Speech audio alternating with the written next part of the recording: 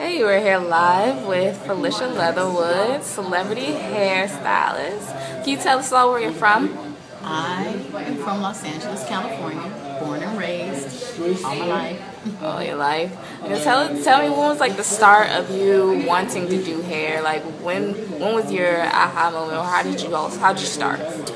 I started from a child, very, very early on, playing with that big doll head. You know, everybody has this big doll head. Yeah. And I basically started playing with that. You know, styling the hair, braiding the hair, teaching myself how to braid. And I moved from the doll head to my own hair. So after, you know, I cut her hair off and couldn't go back, and I started playing with my own hair. And that's pretty much how I got started. I taught myself how to braid. And then I had little clients in the neighborhood, and I was braiding everybody's hair, and it just evolved. So did you start off doing weaves or Braids. individual Braids, braids? yeah.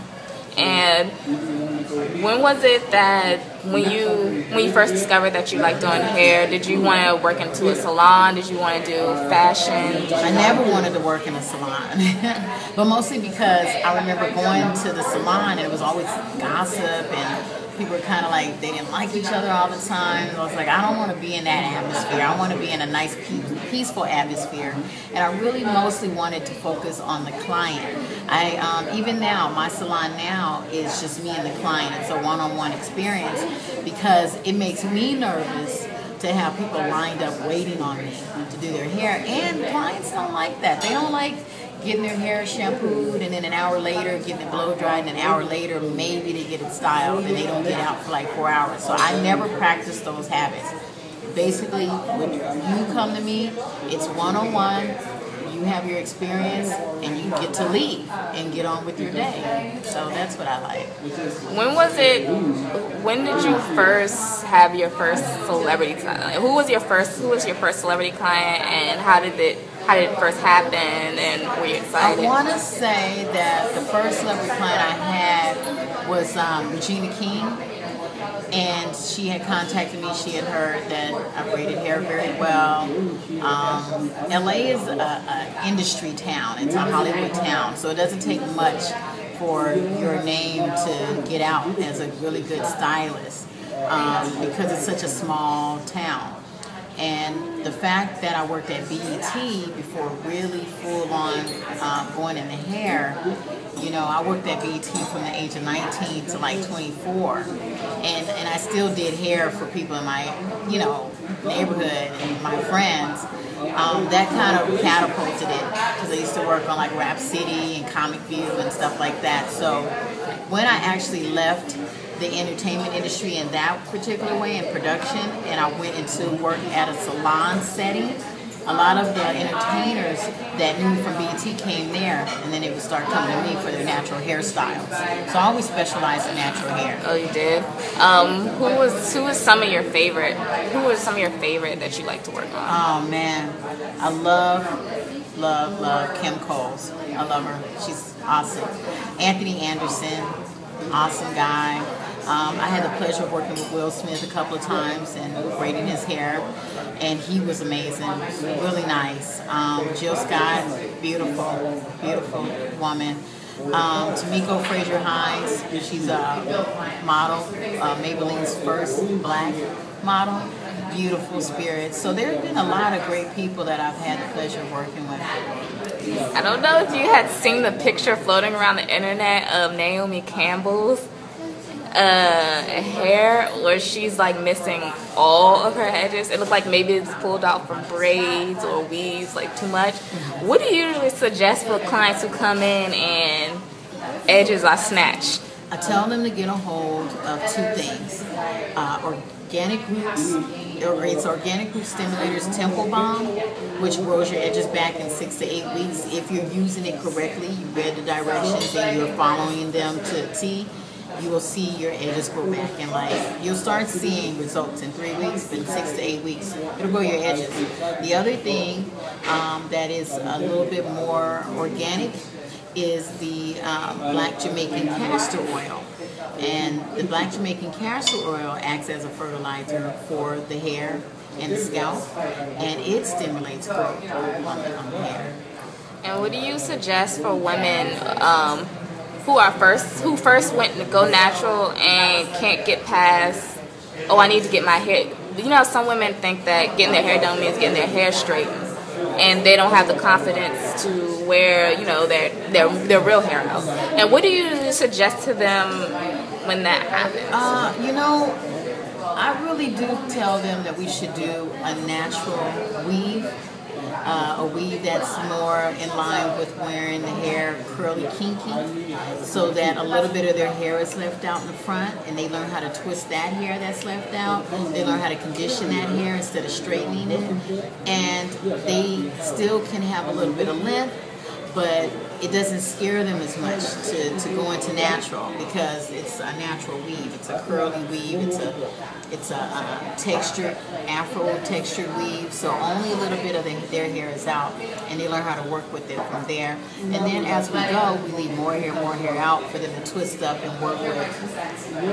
And what do you suggest for parents who have probably had a relaxer all their life, and they have started to, you know, they have a baby, it's a daughter. They usually may have thick hair, 4B hair, it's a lot on the thicker side. It's hard to struggle with the texture. What do you usually suggest for parents who are going through that and they're working with texture that they've never worked with? I have tutorial videos on how to, you know, comb the child's hair and everything. I talk to them about a regimen. A regimen is everything. So I give them a regimen to follow. I give them a list of products to use. A lot of times I'll have samples that I forward to them so that they can try to see what works for them and their child. But at the end of the day, I tell them that you don't want to make it feel like a chore. If you make anything you do feel like a chore, it won't be fun for you. And you won't do it with appreciation. You'll do it with resentment.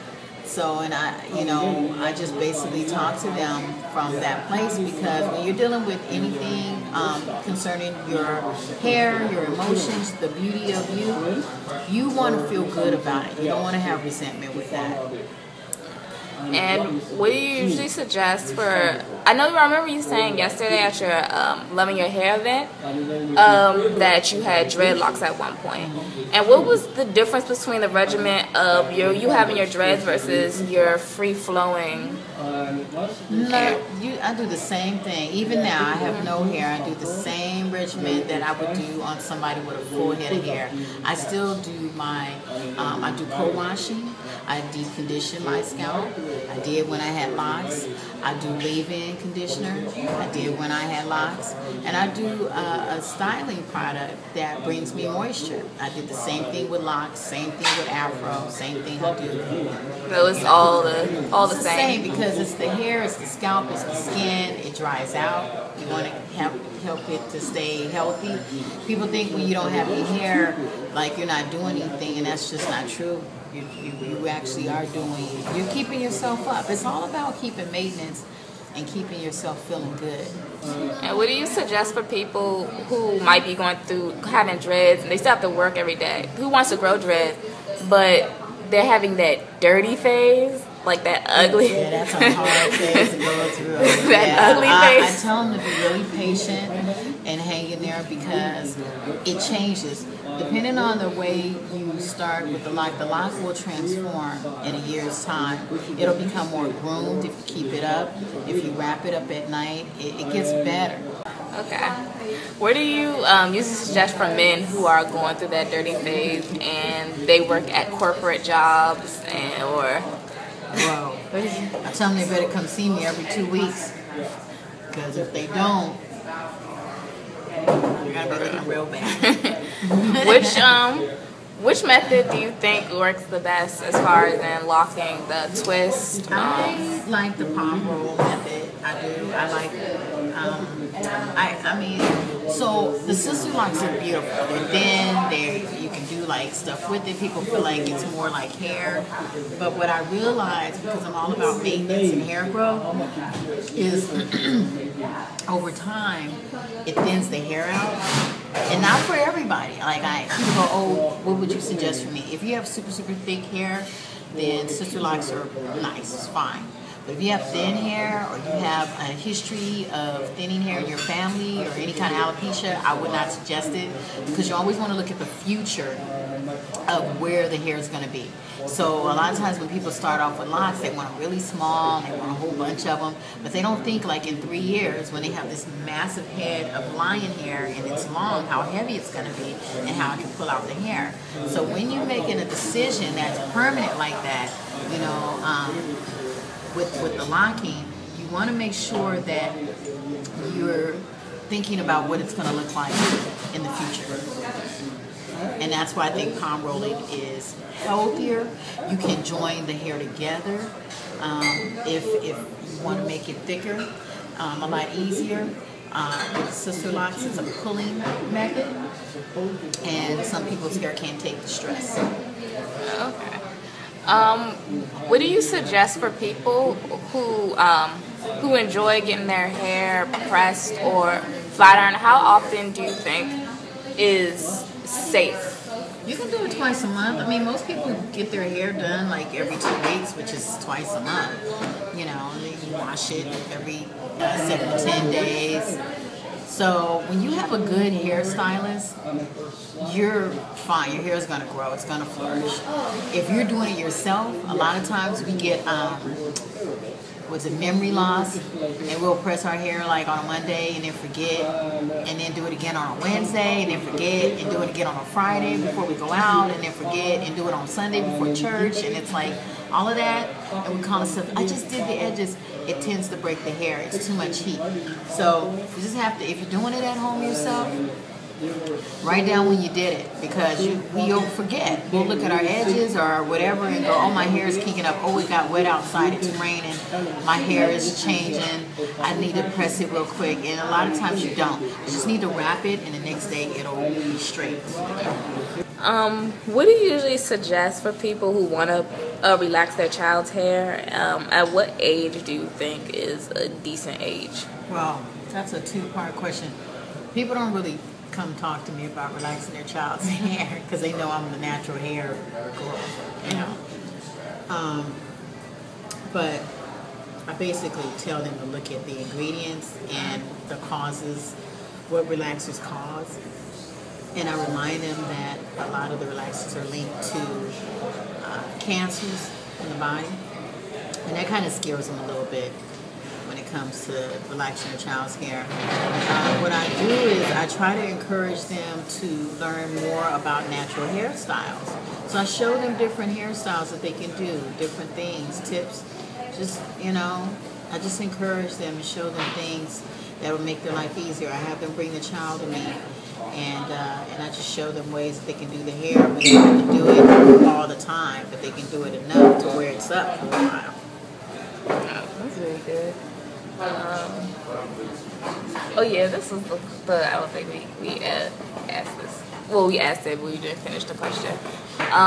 What do you suggest as far as products for girls who might have 4B hair and girls who have 3C hair? Which ones do you usually suggest more so? I like Shea Moisture's line a lot because they have a line that works for every texture you have. And I like Jane Carter's solution. Her product works very well for multi-textured hair. Jane Carter's products work well if you have 2 to 3 textures of curl on your head. So I like her curl defining cream. I like her leave-in.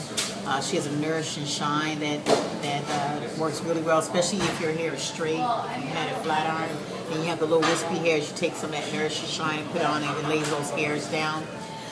Shea Moisture's their line of the African Black Soap line is excellent for people who have scalp conditions like psoriasis and dandruff. They have a thinning line for women that have thinning and fine hair that actually does make the hair appear thicker. And they have a moisture retention line that is really good. So, and I like when you can find the products kind of everywhere you go. the worst thing you could do is have a really good product that you just can't find, you know, and you're looking for it. So I would say that my top is definitely Shea Moisture, Jane Carter. I'm falling in love with some of the other brands, and I'm digging Soft and Free. They have a new line called Nothing But, and they have a cold wash conditioner specifically for cold washing. I love that, and they have a molding hold that kind of like lays down the edges that I like a lot. And sometimes I twist up locks with it. So those are my 3 picks. I have many others, but those are the ones that I go to. And tell us about the Loving Your Hair. What made you want to start that? Well, traveling around and seeing women destroy their hair and not understand it really did call me to where I am now, which was wanting to educate them on a better way of dealing with their hair, an easier way, a more loving way, which is why it's called Loving Your Hair with Natural Care. And so that inspired me, just traveling, going to Africa, London, Paris, just going all around and seeing the struggles that women are having with their hair. And there was no one that came to help them deal with natural hair. And my thing is natural hair, so that's what I concentrated on. Okay. So tell us, where can people contact you, or where can people see, do you have like a website, a Twitter? I do, and I'm Googleable. I always say I'm Googleable if you put in Felicia Leatherwood.